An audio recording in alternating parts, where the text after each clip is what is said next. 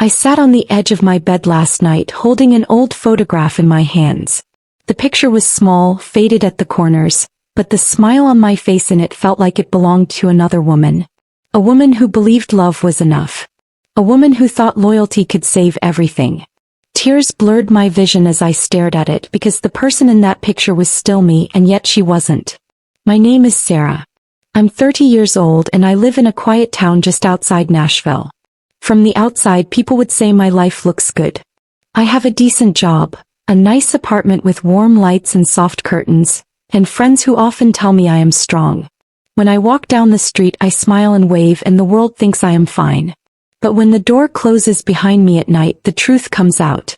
I was loyal in love. Completely painfully loyal.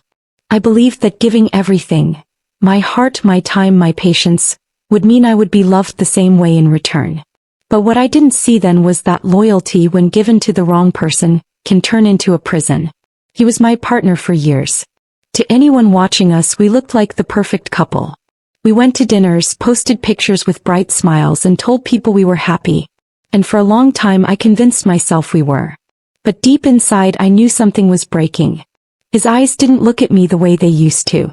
His words felt lighter as if they were said out of habit, not love. Till I stayed.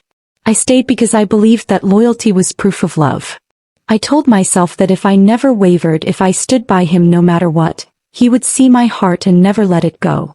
I gave and gave until I had nothing left for myself. Last night, sitting in the quiet of my room, I realized the cruelest truth of all. My loyalty had never been the problem. The problem was that his loyalty was never mine to begin with. Every morning I woke up beside him and for a few seconds before my eyes opened I felt safe. The sound of his steady breathing, the soft warmth of his body next to mine, it all gave the illusion of comfort. But the moment I opened my eyes and saw the distance in his, the illusion disappeared.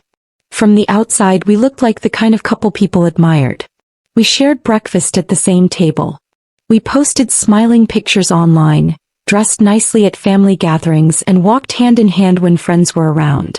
Everyone thought we were strong, a picture of stability. People told me often, "You're so lucky to have him." And I smiled back, agreeing with their words, even though my heart whispered something different. Inside our home, behind the walls no one else could see through, I was living in a beautiful prison. Everything looked perfect, but perfection was only decoration. The truth was colder. The truth was silence. He still did the things a partner was supposed to do. He bought flowers on holidays. He kissed me on the forehead before leaving for work. He asked me about my day. But his eyes no longer lit up when I walked into the room. His arms no longer held me with warmth. They only circled me out of duty. I felt like an object he kept in his life, not a person he deeply loved. I told myself I was imagining it, that I was asking for too much. That love always changes and maybe this was just what love looks like after years together. But deep down I knew the difference between comfort and connection. And connection was slipping away from me piece by piece. So I stayed loyal. I stayed because I believed in promises. I stayed because I believed that leaving would make me the one who failed. I thought if I kept giving him all of me, if I kept showing up with patience, maybe one day he would come back to me fully. But his absence grew louder. Sometimes he came home late, smelling faintly of perfume that wasn't mine. Sometimes he forgot small things like what day we had first met or the story of the first time he kissed me. Those details mattered to me. They were the threads that made our love real. But he seemed to let them slip away without a fight. One night he surprised me with dinner. He set the table, lit candles and told me he wanted to celebrate us. For a moment my chest lifted with hope. Maybe he had noticed my sadness. Maybe he wanted to fix things. I smiled, trying to believe it. We ate together, laughing softly at a memory of our early days. I felt something almost alive again, like the ghost of who we used to be. But then after dessert he leaned back in his chair, looked at me with a calm smile and said, "I've been thinking, maybe it's time we start trying for a baby." The words struck me like a stone. My fork froze. My hands trembled under the table. Baby? The man who could not even see me anymore was talking about bringing another life into the silence we shared? I forced a small smile, nodded weakly, but inside my heart screamed. I wasn't ready. I wasn't ready to build a family with someone who couldn't even look into my soul anymore. That night after he fell asleep, I lay awake staring at the ceiling, the word baby echoing in my mind. I imagined holding a child in my arms while feeling invisible to the man beside me. The thought terrified me. It wasn't fair to me and it wasn't fair to a child. The next morning as I folded his jacket before hanging it in the closet, something slipped out of the pocket. At first I thought it was a receipt. But when I picked it up my stomach dropped.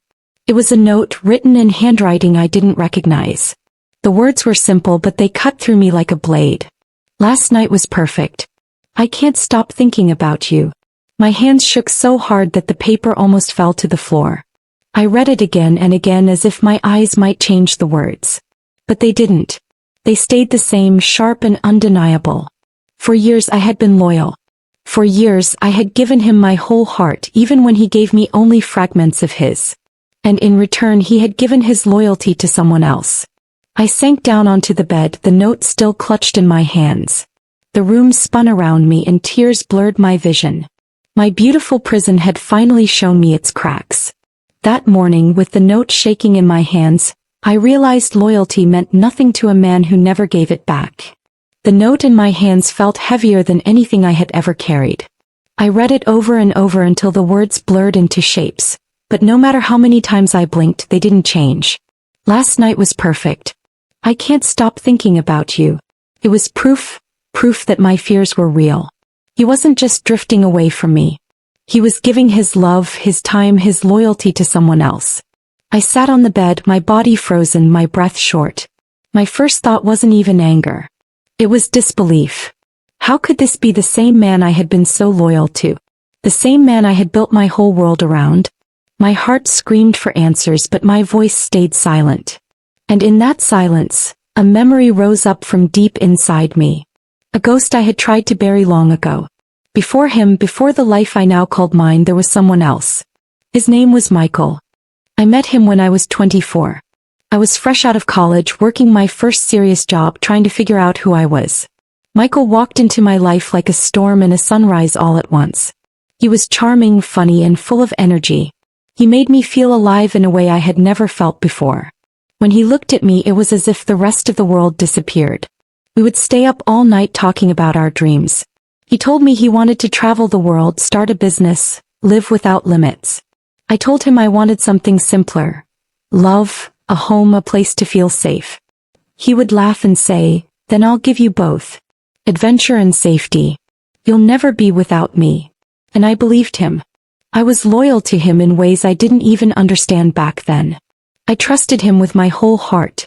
I stood by him through his struggles, through his mistakes, through the nights when he came home late and tired. I thought that was what love meant, being there no matter what. But slowly cracks began to show. He became distant. He stopped calling when he said he would. He spent weekends away without explanation. I asked questions but he always had answers. Smooth, practiced answers that left me doubting myself instead of him. The truth came out one evening when a mutual friend, with pity in her eyes, told me she had seen him with someone else. My chest burned as if it had caught fire, but still I wanted to believe it was a mistake. That night I asked him directly, my voice shaking. And he didn't deny it. He just looked at me with tired eyes and said, "I never promised you forever." Those words destroyed me. Because in my heart, forever was the only promise I had ever been keeping. I walked away from Michael that night, but I carried his shadow with me. The shadow of betrayal. The shadow of giving everything and receiving nothing. I told myself I would never let anyone else break me that way again. And then, a year later, I met him. The man I would later call my partner, the one whose note I now held in my hands. He was the opposite of Michael in many ways. He was steady, calm, dependable. He didn't sweep me off my feet with wild promises. Instead, he made me feel safe. Safe enough to think maybe this time would be different. When he asked me out, I hesitated. My heart was still fragile. But he was patient. He didn't rush me. He listened when I spoke. He remembered little details like how I liked my tea and which books I loved. After Michael, his steadiness felt like healing. So I told myself this was my second chance. That if I stayed loyal, if I gave him my whole heart, if I proved I could be trusted, then I would finally be loved the way I deserved. But looking back, I see the mistake I made. I thought loyalty was enough to build love. I thought if I stood still and strong, it would stop the ghosts of betrayal from following me. Instead, I only built another prison, this time with my own hands. The night I found that note, the ghost of Michael stood before me again. Different man, same pain. The names and faces had changed, but the story was the same. I had given everything, and again it wasn't enough. I pressed the note to my chest and cried until my body shook. I cried for the girl I used to be, the girl who believed loyalty would protect her. I cried for the woman I had become, who was still trapped in the same cycle of giving and losing. When the tears finally stopped, I sat in the quiet, staring at the note. I could have confronted him right then. I could have held it in his face and demanded the truth. But I didn't. My loyalty held me back even then. I told myself maybe it was a mistake, maybe the note wasn't what it looked like. I told myself stories just to soften the blow. But in my heart I knew. I had been loyal in love. But love, when it is one-sided, becomes a ghost. A ghost that haunts you in the middle of the night. A ghost that whispers you are never enough. And I was tired of being haunted. That night, I placed the note in a drawer and shut it, as if closing it would silence the truth. But the truth doesn't stay quiet. It waits. It grows. It finds you in the silence even when you pretend not to see it. And I knew sooner or later I would have to face it. I was loyal to him, even when he wasn't loyal to me. After finding that note, I told myself I would confront him. I told myself I would demand the truth, that I would ask the questions I deserved to ask. But when he came home that evening, carrying his usual tired smile, setting his keys on the table like nothing was wrong, my courage disappeared. My loyalty, that old chain, pulled me back into silence. So I pretended. The next morning I made breakfast like always. Eggs, toast, coffee, just the way he liked it. I placed the plate in front of him and forced a smile, my heart pounding the whole time. He thanked me, kissed my cheek, and went on with his day. And I sat there staring at the empty chair after he left, wondering how I could keep living in this half-life. Pretending became my daily routine. I laughed at jokes, nodded at stories, played the part of the loyal partner. On the outside everything looked normal. To the world we were still the perfect couple. But inside I was carrying a storm. Every time he looked at me without really seeing me, every time he touched me with hands that felt distant, my heart cracked a little more. At night when he fell asleep beside me, I stared at the ceiling. My chest ached with the words I never said. Sometimes I whispered them into the darkness so quietly that only the silence could hear me. Why wasn't I enough?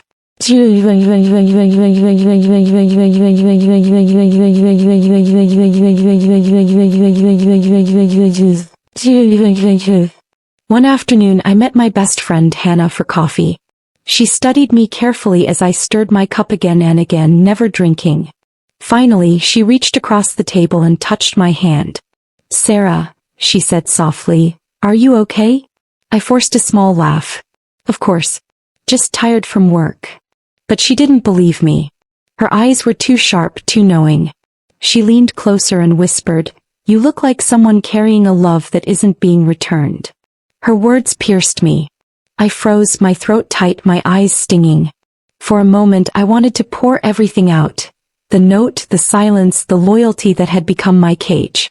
But my lips stayed sealed. I just shook my head and said, "I'm fine." Hannah squeezed my hand gently. "Don't let silence destroy you. Talk to him. Or at least talk to someone. You deserve more than this." Her words followed me home like shadows. That night I stood in the kitchen washing dishes, my mind replaying them. Without realizing it, I whispered, "Michael, why does this hurt the same way?" I didn't know he was standing in the doorway. "Who are you talking to?" His voice was calm but heavy. The plate slipped in my hands, almost shattering in the sink. I turned too quickly, heat rushing to my face. "No one," I said, too fast, too sharp. He didn't argue. He didn't shout. He just looked at me for a long, unreadable moment before walking away. His silence hurt more than any anger could have. It was the silence of someone who already knew. From that night on, I started avoiding mirrors. When I caught my reflection, I didn't see Sarah anymore. I saw a ghost. A woman who smiled in front of neighbors, A woman who cooked meals, a woman who folded laundry but whose eyes were hollow. He noticed too. Some nights he asked if I was tired. Other times he suggested a vacation somewhere warm, just the two of us. We could use a break, he said with a soft smile. I nodded, agreeing with my mouth, but inside I thought, you can take me across the world and I will still feel invisible. The silence between us grew thicker. We spoke about bills, about groceries, about plans, but we didn't speak about us. Every word felt like a cover for the truth. I wanted to scream, but I swallowed my voice. One evening Hannah called me again. She said she had been thinking about me all day. Sarah, you're hiding something. I know it. Please talk to me. My lips trembled. I almost confessed everything. But then I heard him moving in the other room and the fear closed my throat. I'm fine, I whispered into the phone. Really? After we hung up, I locked myself in the bathroom. I slid down onto the cold tiles and pressed my hands to my face. Silent sobs shook me until my chest ached. My tears fell into my palms and I thought, I've been loyal. I've done everything right. So why do I feel like I am the one being punished?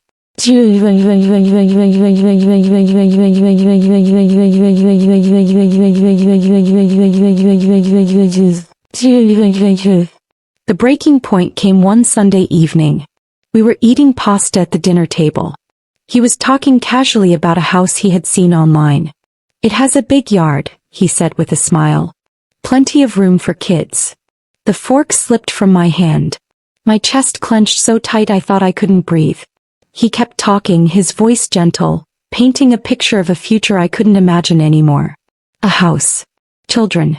Smiles. A life built on a foundation of silence and betrayal. I stood up abruptly, leaving my plate half full. I walked into the bedroom, my legs trembling beneath me. He followed, his voice filled with confusion. Sarah, what's wrong? I sat on the edge of the bed, my hands shaking, and whispered, I can't do this anymore. His face drained of color. Do what? Pretend, I said, my voice breaking. The room fell into silence. He stood there staring at me, waiting for me to explain. My chest rose and fell with sharp breaths. My lips parted, but the truth stayed trapped. I wanted to hold up the note, to shout, to demand why. But instead I stayed quiet. He walked closer, sat beside me, and placed his hand gently on my shoulder. His touch was soft, almost fragile. Sarah, he whispered, what aren't you telling me? My eyes burned with tears, but I couldn't say the words. I stayed loyal even to my silence. And in that silence I saw it. The flicker in his eyes, the heaviness in his shoulders. He already knew. Maybe he had known for a long time. He just never said it. That night after he fell asleep, I lay beside him staring at the ceiling. Tears slid quietly down my face. The silence between us was louder than any argument could have been. And I realized something I had refused to admit until now. Pretending hadn't healed me. Pretending had broken me. And if I didn't find my voice soon, this silence would not just destroy me. It would destroy us both. She said I looked like someone carrying a love that wasn't mine. That's when I stopped pretending.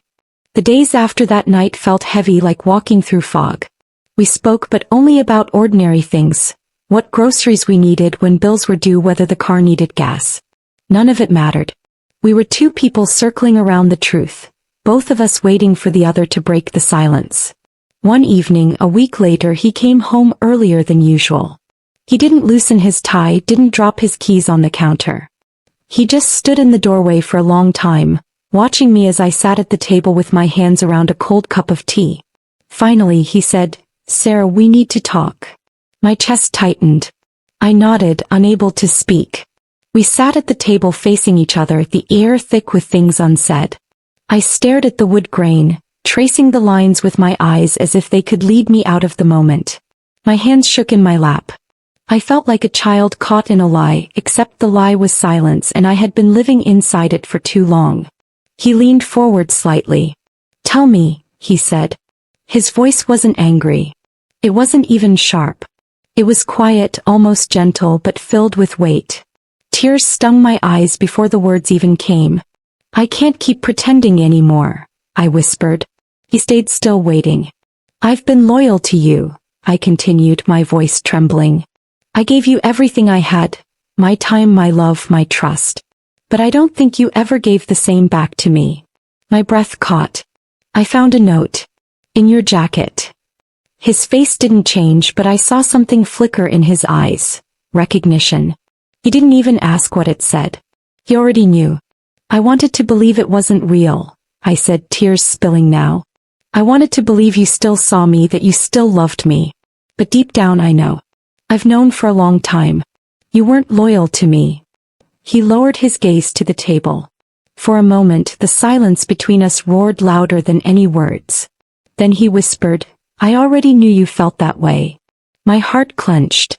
Then why didn't you say anything? He looked back at me, his eyes tired, almost broken. Because I thought if I stayed quiet maybe it would pass. Maybe if I kept giving you the small things, flowers, dinners, words, you wouldn't see the truth. I didn't want to hurt you. But I did anyway. I covered my face with my hands and sobbed. It wasn't rage that shook me. It wasn't fury. It was grief. The grief of realizing that all my loyalty had been poured into a cup with holes in the bottom. No matter how much I gave, it was never enough to fill us. I never betrayed you, I cried through my hands. Not once. Not even when I wanted to. I was loyal to you even when it broke me. I know, he said softly. His voice cracked, but his words were clear. And maybe that's the worst part. You gave me everything and I couldn't give the same back. I let my heart wander even when yours stayed. I looked up at him, my tears blurring his face. So what now? Do we just keep sitting here lying to each other until there's nothing left? He shook his head slowly. No. I don't want to lie anymore.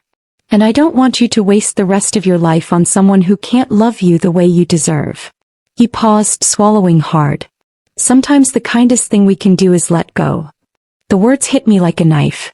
I wanted him to beg me to stay, to fight, to promise he would change. But instead he was giving me the truth, wrapped in quiet sorrow. I wiped my tears with shaking hands. My voice was hoarse when I whispered, letting go feels like dying. He reached across the table and touched my hand. His palm was warm, steady, but heavy with finality. Holding on to something broken, that's dying. Letting go, maybe that's the only way we both live again. For a long moment we just sat there, hand in hand, surrounded by silence. The kind of silence that doesn't hide anything anymore. The kind of silence that says everything. That night I packed a small bag. Just a few clothes, my journal, and a single framed photo of us from the early days when love still felt alive. He stood in the doorway watching, his face calm but his eyes red. Neither of us spoke. The sound of the zipper closing felt like the final word. When I walked to the door, my body trembling, I turned to look at him one last time. His lips parted and in the softest voice he said, "Thank you for not lying one last time." The words broke me in a way nothing else ever had. They weren't cruel. They weren't angry. They were kind, almost too kind, and that kindness was sharper than any blade. I stepped outside into the cool night air. The street was quiet, the houses dark. Behind me the door closed with a soft click. I stood there for a moment, breathing in the silence, realizing that for the first time in years I was free, but freedom didn't feel like relief. It felt like grief. I walked to my car, set the bag in the seat and sat with my hands gripping the wheel. I didn't start the engine.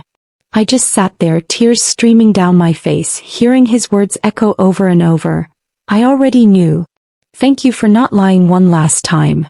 It was the saddest kindness I had ever known. I left. And as I closed the door he said, "Thank you for not lying one last time." The first night on my own was the quietest sound I had ever heard. I sat in a small apartment I had rented quickly, the walls bare, the floor echoing with each step. I lay on a mattress pushed into the corner, staring at the ceiling as tears soaked the pillow. Outside the world kept moving. Cars passing, voices on the street, laughter floating from somewhere down the block. My world had ended, but the world outside didn't notice. In the days that followed I learned what silence really feels like. It wasn't just the empty apartment or the missing voice at the dinner table. It was in the mornings when I reached for a second coffee cup that wasn't there. It was in the evenings when I looked at my phone, wanting to send a message to him, and remembered there was nothing left to say. Silence wrapped itself around me like a heavy blanket, and some days I thought I would suffocate under its weight. But slowly the silence began to change. I started writing. At first only a few shaky words in my journal. Then pages and pages of my story. Memories, regrets, pieces of love I had given away. Writing became my way of breathing. Each word was a release, each page a small act of survival. I began walking every evening. I would pass the same streets we used to drive down together, the same stores where we had once laughed over groceries. At first the memories stung like open wounds. But over time the sting softened. The air on my face, the rhythm of my steps, they began to feel like freedom instead of reminders. There were still nights I missed him so much that my chest ached. I missed his steady voice, the way he fixed the broken light in the hallway, the way he locked the door every night without fail. But missing someone doesn't mean you belong with them. Love and loss can live in the same heart, and I was learning to live with both. One afternoon, while unpacking a box of books, I found something that stopped me cold. Tucked between the pages was a folded note in his handwriting. My hands shook as I opened it. The words were simple, but they broke me open all over again. I hope one day you remember yourself the way I couldn't. I pressed the note to my chest and cried, not with anger this time, but with grief mixed with understanding. He hadn't forgotten me out of cruelty. He had forgotten me because he didn't know how to love me the way I needed. Forgetting was his way of surviving. Leaving was mine. The weeks turned into months, and slowly I began to see beauty again. Sunlight streaming through the window. Children laughing outside. The smell of fresh rain on the sidewalk. These little things, once invisible, became reminders that life was still here waiting for me. My scars didn't disappear, but they softened. The silence no longer felt like punishment. It began to feel like space. Space where I could breathe, space where I could learn who I was without pretending. I don't know what the future holds. I don't know if love will ever find me again, or if I will walk these quiet streets alone for years to come. But I know this. I am no longer the woman who begged for loyalty from someone who couldn't give it. I am no longer the ghost of a partner, smiling on the outside while breaking on the inside. I am Sarah. I'm still here. And I am learning slowly but surely to be whole again. So if you are listening to me now and you have ever given your loyalty to someone who didn't deserve it, I want you to know, you are not alone. Your pain is real, but it is not the end of you.